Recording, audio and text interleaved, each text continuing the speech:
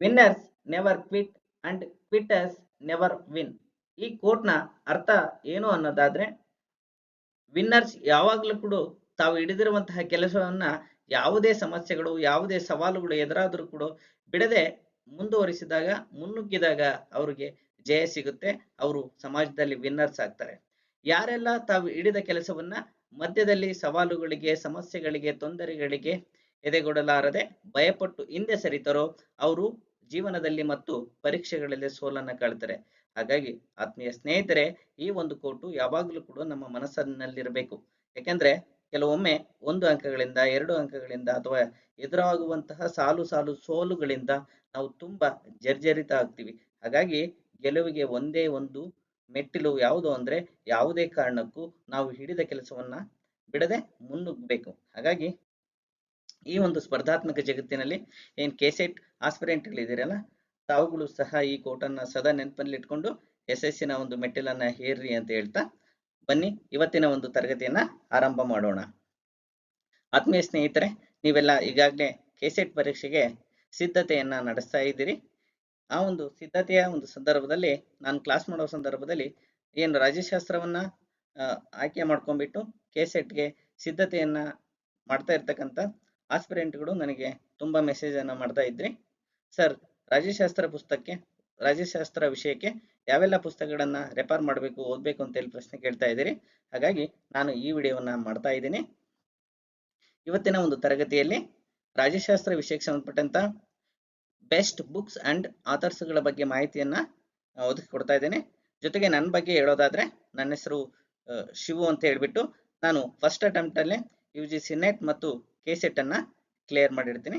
ಬನ್ನಿ ರಾಜ್ಯಶಾಸ್ತ್ರಕ್ಕೆ ಸಂಬಂಧಪಟ್ಟಂತೆ ನಿಮ್ಮೆಲ್ಲ ಡೌಟ್ಗಳು ಯಾವ ಪುಸ್ತಕವನ್ನು ಓದಬೇಕು ಎನ್ನುವಂತಹ ಒಂದು ಡೌಟ್ಗೆ ಉತ್ತರವನ್ನ ಕಂಡುಕೊಳ್ಳೋಣ.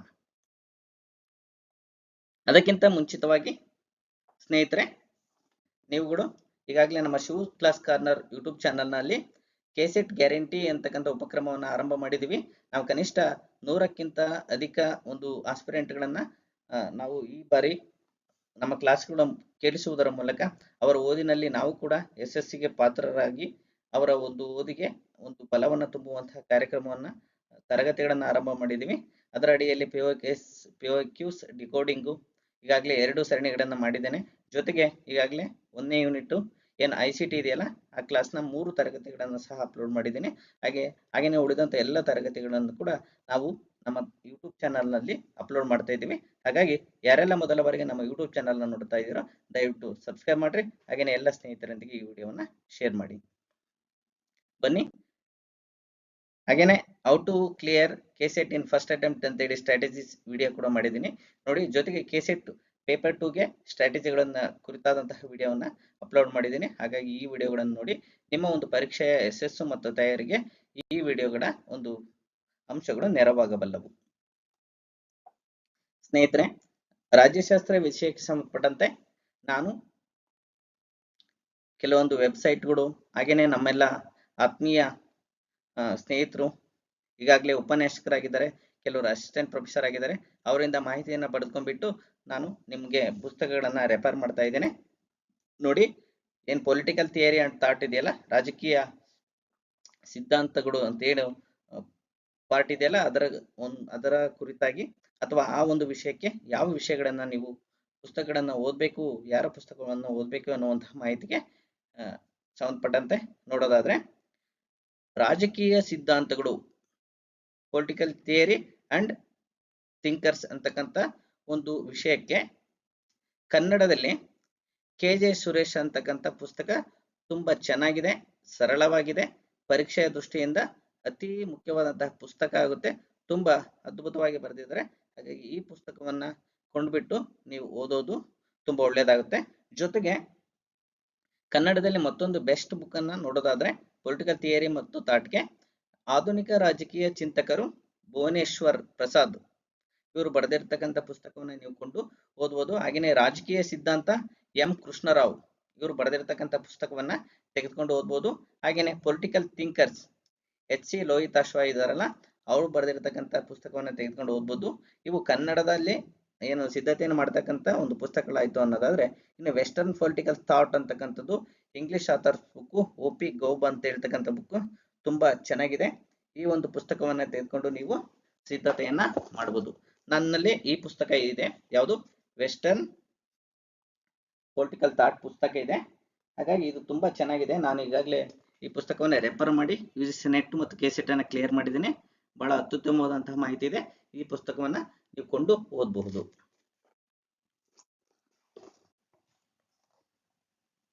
ಇದು ಪೊಲಿಟಿಕಲ್ ಥಿಯರಿ ಮತ್ತು ಥಾಟ್ಗೆ ಸಂಬಂಧಪಟ್ಟಂತಹ ಬೆಸ್ಟ್ ಬುಕ್ಸ್ ಅಂಡ್ ಆಥರ್ಸ್ ಗಳ ಮಾಹಿತಿ ಆಯಿತು ಅನ್ನೋದಾದ್ರೆ, ಇನ್ನು ಈ ರಾಜ್ಯಶಾಸ್ತ್ರದ ಒಂದು ವಿಷಯದಲ್ಲಿ ಇಂಡಿಯನ್ ಗವರ್ಮೆಂಟ್ ಅಂಡ್ ಪೊಲಿಟಿಕ್ಸ್ ಅಂತಕ್ಕಂಥ ಒಂದು ಪಾರ್ಟ್ ಇರುತ್ತೆ. ಅದಕ್ಕೆ ಸಂಬಂಧಪಟ್ಟಂತೆ ಯಾವ ಪುಸ್ತಕಗಳನ್ನ ರೆಫರ್ ಮಾಡಬೇಕು ಅನ್ನೋದಾದ್ರೆ, ಭಾರತ ಸಂವಿಧಾನ ಇಂಡಿಯನ್ ಕಾನ್ಸ್ಟಿಟ್ಯೂಷನ್ ಇದೆಯಲ್ಲ, PS ಗಂಗಾಧರ್ ಪುಸ್ತಕ ಅತ್ಯುತ್ತಮವಾಗಿದೆ, ಬಹಳ ಉತ್ತಮವಾಗಿದೆ. ಎಲ್ಲ ಸ್ಪರ್ಧಾತ್ಮಕ ತಯಾರಿಕೆ ನಡೆಸ್ತಕ್ಕಂಥವರ ಬಳಿ ಈ ಪುಸ್ತಕ ಇರುತ್ತೆ. ಹಾಗಾಗಿ ಕಡ್ಡಾಯವಾಗಿ ರಾಜ್ಯಶಾಸ್ತ್ರವನ್ನ ಅಧ್ಯಯನ ಮಾಡ್ತಕ್ಕಂಥ ಅಭ್ಯರ್ಥಿಗಳು ಈ ಪುಸ್ತಕವನ್ನು ಕೊಂಡುಕೊಳ್ಬಹುದು. ಹಾಗೆಯೇ ಇನ್ನೊಂದು ಉತ್ತಮವಾದಂತಹ ಪುಸ್ತಕ ಯಾವುದು ಅನ್ನೋದಾದ್ರೆ, ಭಾರತ ಸಂವಿಧಾನಕ್ಕೆ KM ಸುರೇಶ್ ಅವರು ಬರೆದಿರತಕ್ಕಂಥ ಪುಸ್ತಕ. ಇದು ಬಹಳ ಅತ್ಯುತ್ತಮವಾಗಿದೆ. ಇವೆರಡು ಪುಸ್ತಕಗಳನ್ನ ನಾನು ರೆಫರ್ ಮಾಡಿದ್ದೀನಿ, ತುಂಬಾ ಅತ್ಯುತ್ತಮವಾಗಿದೆ. ಹಾಗಾಗಿ ಇವನ್ನು ಕೊಂಡ್ಕೊಂಡು ನಿಮ್ಮ ಸಿದ್ಧತೆಯನ್ನ ಮತ್ತಷ್ಟು ಪರಿಪೂರ್ಣಗೊಳಿಸಿ. ಹಾಗೆಯೇ ಭಾರತ ಸಂವಿಧಾನ ಮತ್ತು ರಾಜಕೀಯಕ್ಕೆ ರಾಜಶೇಖರ ಬಹಳ ಅತ್ಯುತ್ತಮವಾಗಿ ಬರೆದಿದ್ದಾರೆ. ಈ ಪುಸ್ತಕವನ್ನ ಕೊಂಡ್ಕೊಳ್ಳೋದು ಕೂಡ ಉತ್ತಮ ಆಗುತ್ತೆ. ಇವು ಕನ್ನಡಕ್ಕೆ ಸಂಬಂಧಪಟ್ಟಂತ ಇಂಡಿಯನ್ ಕಾನ್ಸ್ಟಿಟ್ಯೂಷನ್ಗೆ ಸಂಬಂಧಪಟ್ಟಂತ ಪುಸ್ತಕ ಆಯ್ತು ಅನ್ನೋದಾದ್ರೆ, ಇನ್ನು ಇಂಗ್ಲಿಷ್ ನಲ್ಲಿ ಇಂಡಿಯನ್ ಪಾಲಿಟಿ ಬೈ ಲಕ್ಷ್ಮೀಕಾಂತ್ ಅಂತ ಹೇಳಿ ಕರೀತಾರೆ. ಇದನ್ನ ಭಾರತದಲ್ಲಿ ಪ್ರತಿಯೊಂದು ಪರೀಕ್ಷೆಗೆ ಇವನ್ PEC ಇಂದ DC ವರೆಗೂ ಸಹ ಈ ಪುಸ್ತಕವನ್ನ ರೆಫರ್ ಮಾಡ್ತಾರೆ. ಇದನ್ನ ಇಂಡಿಯನ್ ಕಾನ್ಸ್ಟಿಟ್ಯೂಷನ್ ಏನು ಕಾಂಪಿಟೇಟಿವ್ ಎಕ್ಸಾಮ್ ಸಂಬಂಧಪಟ್ಟಂತೆ ಬೈಬಲ್ ಅಂತ ಹೇಳಿ ಕರೀತಾರೆ. ಲಕ್ಷ್ಮೀಕಾಂತ್ ಪುಸ್ತಕ ತುಂಬಾ ಅತ್ಯುತ್ತಮವಾಗಿದೆ. ಇಂಗ್ಲಿಷ್ ನಲ್ಲಿ ಸಿದ್ಧತೆಯನ್ನು ಮಾಡ್ತಕ್ಕಂಥವ್ರು ಈ ಪುಸ್ತಕವನ್ನ ಕೊಂಡ್ಕೊಂಡು ಓದಬಹುದಾಗಿದೆ. ಇನ್ನು ಇಂಡಿಯನ್ ಗವರ್ಮೆಂಟ್ ಅಂಡ್ ಪೊಲಿಟಿಕ್ಸ್ ಇದೆಯಲ್ಲ, ಅದರ ಒಂದು ಪುಸ್ತಕವನ್ನ ಇಂಗ್ಲಿಷ್ ಅಲ್ಲಿ ಬೈ JC ಜೋಹಾರಿ ಅಂತಕ್ಕಂಥವ್ರು ಬರೆದಿದ್ರೆ. ಅತ್ಯುತ್ತಮವಾದಂತಹ ಪ್ರಸಿದ್ಧ ಲೇಖಕರು ಇವರು, ಪೊಲಿಟಿಕಲ್ ಥಿಂಕರ್ಸು. ಹಾಗಾಗಿ ಇವರ ಒಂದು ಪುಸ್ತಕವನ್ನ ಕೊಂಡ್ಕೊಂಡು ನೀವು ಓದಬಹುದಾಗಿದೆ. ಇಂಡಿಯನ್ ಗವರ್ಮೆಂಟ್ ಅಂಡ್ ಪೊಲಿಟಿಕ್ಸ್ಗೆ ಈ ಎಲ್ಲ ಪುಸ್ತಕಗಳನ್ನ ರೆಫರ್ ಮಾಡ್ತಕ್ಕಂಥದ್ದು ನೀವು ಪರೀಕ್ಷೆಯಲ್ಲಿ ಅತಿ ಹೆಚ್ಚು ಅಂಕಗಳನ್ನು ಗಳಿಸೋಕೆ ಸಹಕಾರಿಯಾಗುತ್ತೆ. ಇನ್ನು ಸಾರ್ವಜನಿಕ ಆಡಳಿತಕ್ಕೆ ಸಂಬಂಧಪಟ್ಟಂತೆ, ಪಬ್ಲಿಕ್ ಅಡ್ಮಿನಿಸ್ಟ್ರೇಷನ್ಗೆ ಸಂಬಂಧಪಟ್ಟಂತೆ ನೀವು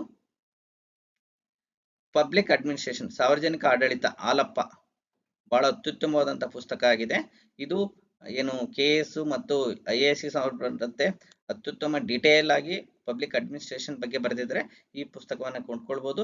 ಜೊತೆಗೆ ಸಾರ್ವಜನಿಕ ಆಡಳಿತಕ್ಕೆ ಸಂಬಂಧಪಟ್ಟಂತೆ ಮತ್ತೊಬ್ಬ ಕನ್ನಡದ ಪ್ರಸಿದ್ಧ ಲೇಖಕರಾದಂತಹ KJ ಸುರೇಶ್ ಅವರು ಬರೆದಿರ್ತಕ್ಕಂಥ ಪುಸ್ತಕವನ್ನಾದ್ರೂ ಸಹ ನೀವು ತೆಗೆದುಕೊಳ್ಬಹುದು.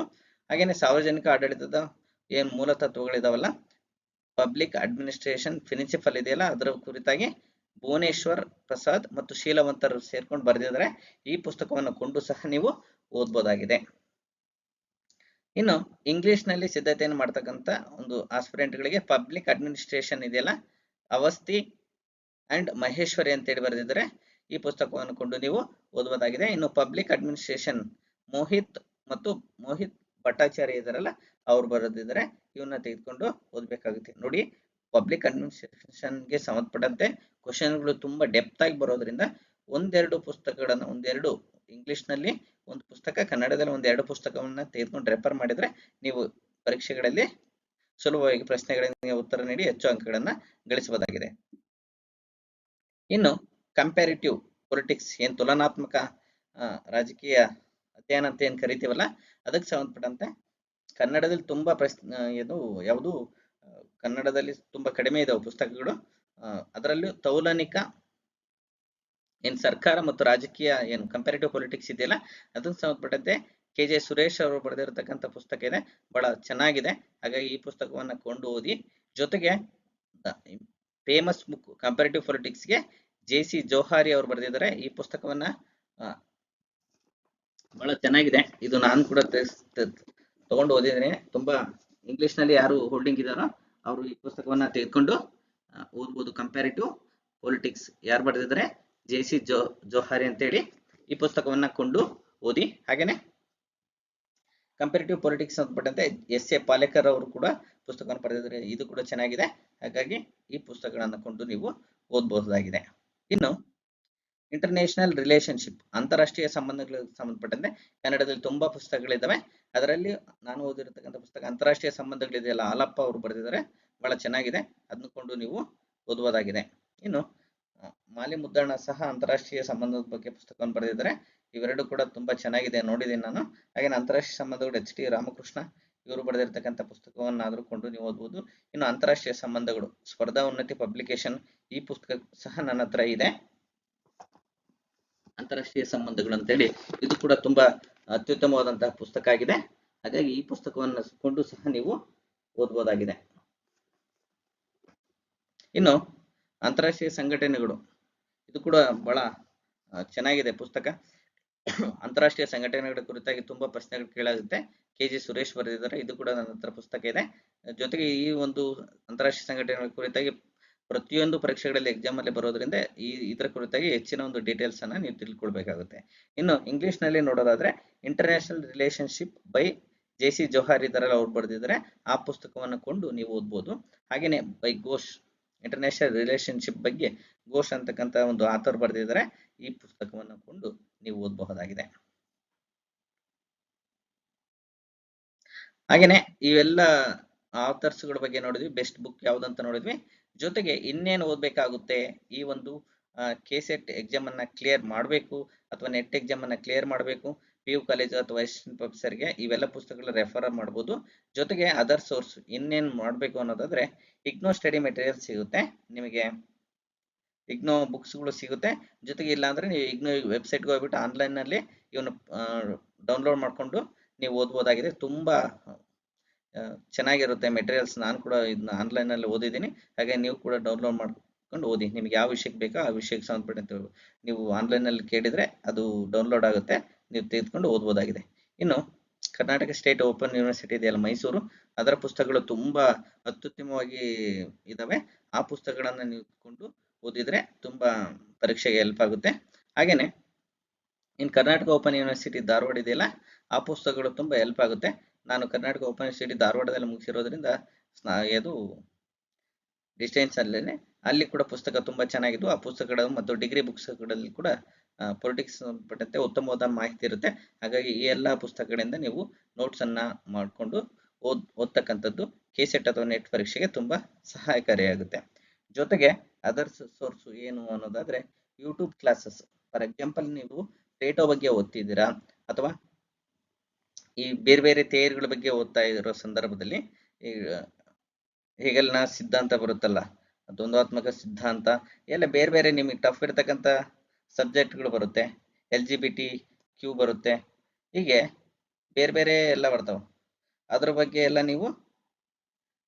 ನೀವು ಯೂಟ್ಯೂಬ್ಗೆ ಸರ್ಚ್ ಮಾಡಿಕೊಟ್ರೆ ತುಂಬಾ ಡಿಟೇಲ್ಡ್ ವಿಡಿಯೋ ಬರುತ್ತೆ, ಅವನ್ನ ನೋಟ್ಸ್ ಮಾಡ್ಕೋಬಹುದು. ಇದು ತುಂಬಾ ಸಹಕಾರಿಯಾಗುತ್ತೆ ನೋಡಿ. ಈ ಇಂಗ್ಲಿಷ್ ಹಿಂದಿಯಲ್ಲಿ ತುಂಬಾ ಒಂದು ಯೂಟ್ಯೂಬ್ ಕ್ಲಾಸ್ ಇದಾವೆ ಪೊಲಿಟಿಕಲ್ಗೆ, ಅಲ್ಲಿಂದ ನೀವು ಸೋರ್ಸ್ ಅನ್ನ ತೆಗೆದುಕೊಳ್ಬಹುದು. ಜೊತೆಗೆ ಡೈಲಿ ನ್ಯೂಸ್ ಪೇಪರ್ ಅನ್ನ ಓದ್ಬೇಕಾಗುತ್ತೆ. ಇಂಗ್ಲಿಷ್ ಯಾರು ಕಂಫರ್ಟ್ ಇದ್ದೀರೋ ದ ಹಿಂದೂ ಓದಿ, ತುಂಬಾ ಚೆನ್ನಾಗಿರುತ್ತೆ. ಅದರಲ್ಲಿ ಎಲ್ಲ ರಾಜಕೀಯಕ್ಕೆ ಸಂಬಂಧಪಟ್ಟಂತೆ ಇತ್ತೀಚಿನ ಘಟನೆಗಳ ಬಗ್ಗೆ ಎಲ್ಲ ಚರ್ಚೆ ಇರುತ್ತೆ, ಅದ್ರ ಬಗ್ಗೆ ಓದ್ಬೋದು. ಜೊತೆ ಕನ್ನಡದಲ್ಲಿ ಸಿದ್ಧತೆಯನ್ನು ನಡೆಸ್ತಕ್ಕಂಥವ್ರು ಪ್ರಜಾವಾಣಿ ನ್ಯೂಸ್ ಪೇಪರ್ ಅನ್ನ ಡೈಲಿ ನೀವು ಓದಿದ್ರೆ ತುಂಬಾ ಅತ್ಯುತ್ತಮವಾದಂತಹ ಒಂದು ಮಾಹಿತಿ ಸಿಗುತ್ತೆ. ಫಾರ್ ಎಕ್ಸಾಂಪಲ್ ಹೇಳೋದಾದ್ರೆ, ನಿನ್ನೆ ದೇವನೂರು ಮಹಾದೇವರು ಅವರು ಇದಾರಲ್ಲ, ಒಂದು ಸ್ಟೇಟ್ ಅಂಡ್ ನ್ಯಾಷನಲ್ ರಿಲೇಶನ್ಶಿಪ್ ಬಗ್ಗೆ, ತೆರಿಗೆ ವ್ಯವಸ್ಥೆ ಬಗ್ಗೆ ಒಂದು ಯಾವುದು ಲೇಖನವನ್ನ ಬರೆದಿದ್ರು. ತುಂಬಾ ಅತ್ಯುತ್ತಮವಾಗಿದೆ. ರಾಜ್ಯ ಮತ್ತು ರಾಜ್ಯಗಳ ಒಕ್ಕೂಟ ವ್ಯವಸ್ಥೆ ಹೇಗಿರುತ್ತೆ, ಹೇಗೆ ಇದೆ ಈಗ ಅಂತ ಹೇಳಿ ವಿಮರ್ಶೆ ಮಾಡಿದ್ದಾರೆ. ಇಂಥ ವಿಮರ್ಶೆ ಲೇಖನಗಳನ್ನ ನೀವು ಓದ್ಕೊಂಡಲ್ಲಿ ನೀವು ಅಂತಾರಾಷ್ಟ್ರೀಯ ಪೊಲಿಟಿಕ್ಸ್ ಸಂಬಂಧಪಟ್ಟಂತೆ ಯಾವುದೇ ಪ್ರಶ್ನೆಗಳಿಗೆ ನಮ್ಮ ಸುತ್ತಮುತ್ತ ನಡೆಯುವಂತಹ ಆಧುನಿಕ ಕರೆಂಟ್ ಅಫೇರ್ಸ್ಗಳು ಇರ್ತಾವೆ ಅವುಗಳ ಬಗ್ಗೆ ನಿಮಗೆ ಗೊತ್ತಿರಬೇಕಾಗುತ್ತೆ. ಇಷ್ಟೆಲ್ಲ ನೀವು ಪುಸ್ತಕಗಳನ್ನ ಕಲೆಕ್ಟ್ ಮಾಡಿಕೊಂಡು, ನೀವು ಪುಸ್ತಕಗಳ ಹೆಚ್ಚು ಕಲೆಕ್ಟ್ ಮಾಡ್ಕೋಬೇಡಿ. ಒಂದು ಲಿಮಿಟೆಡ್ ಬುಕ್ಸ್ಗಳನ್ನ ಕಲೆಕ್ಟ್ ಮಾಡ್ಕೊಂಡ್ಬಿಟ್ಟು ನೀವು ಹೆಚ್ಚು ರಿವಿಷನ್ ಮಾಡಿ, ನೋಟ್ಸ್ ಮಾಡ್ಕೊಂಡು, ತಮ್ಮದೇ ಆದಂಥ ನೋಟ್ಸ್ ಮಾಡ್ಕೊಂಡು ರಿವಿಷನ್ ಮಾಡಿದ್ದೇ ಆದಲ್ಲಿ ನೀವು ಎಕ್ಸಾಮ್ ಅನ್ನ ಈಸಿಯಾಗಿ ಕ್ಲಿಯರ್ ಮಾಡಬಹುದಾಗಿದೆ. ಜೊತೆಗೆ ನಾನು KCET ಪೊಲಿಟಿಕಲ್ ಸಬ್ಜೆಕ್ಟ್ ಅನ್ನು ತೆಗೆದುಕೊಂಡು ಸಿದ್ಧತೆಯನ್ನು ಮಾಡ್ತಕ್ಕಂಥ ಒಂದು ಅಭ್ಯರ್ಥಿಗಳಿಗೆ ನಾನು ಒಂದು ಟೆಲಿಗ್ರಾಮ್ ಗ್ರೂಪ್ ಅನ್ನ ಕ್ರಿಯೇಟ್ ಮಾಡಿದ್ದೀನಿ. ನಾನು ನನ್ನ ಅನುಭವಗಳನ್ನ, ಇಂಪಾರ್ಟೆಂಟ್ ಇರ್ತಕ್ಕಂಥ ಮಾಹಿತಿಯನ್ನ ಗುಂಪಿನಲ್ಲಿ ಶೇರ್ ಮಾಡ್ತೀನಿ. ಹಾಗಾಗಿ ಯಾರೆಲ್ಲ ಕೆಸೆಟ್ ಪೊಲಿಟಿಕಲ್ ಆಸ್ಪಿರೆಂಟ್ಗಳಿದ್ದೀರೋ ಅವರೆಲ್ಲ ನಮ್ಮ ಯೂಟ್ಯೂಬ್ನ ಕೆಳಗೆ ಡಿಸ್ಕ್ರಿಪ್ಷನ್ನಲ್ಲಿ ನಾನು ಲಿಂಕನ್ನು ಕೊಟ್ಟಿರ್ತೀನಿ, ಜಾಯ್ನ್ ಆಗಿ. ಜೊತೆಗೆ ಪೇಪರ್ 1 ಕ್ಲಾಸಸ್ ಸಂಬಂಧಪಟ್ಟಂತೆ ನಮ್ಮ ವಿಡಿಯೋಗಳು ಡೈಲಿ ಅಪ್ಲೋಡ್ ಆಗ್ತಾ ಇದೆ ನಮ್ಮ ಚಾನಲಲ್ಲಿ. ಹಾಗಾಗಿ ನಿಮ್ಮ ಎಲ್ಲ ಸ್ನೇಹಿತರೊಂದಿಗೆ ನಮ್ಮ ವಿಡಿಯೋಗಳನ್ನು ಶೇರ್ ಮಾಡಿ. ಹಾಗೆಯೇ ಯಾರೆಲ್ಲ ಸಬ್ಸ್ಕ್ರೈಬ್ ಮಾಡದೆ ನೋಡ್ತಾ ಇದ್ದೀರೋ ದಯವಿಟ್ಟು ಸಬ್ಸ್ಕ್ರೈಬ್ ಮಾಡಿರಿ. ಮತ್ತೆ ಮತ್ತೊಂದು ವಿಡಿಯೋದೊಂದಿಗೆ ಸಿಗೋಣ. ನಮಸ್ಕಾರಗಳು.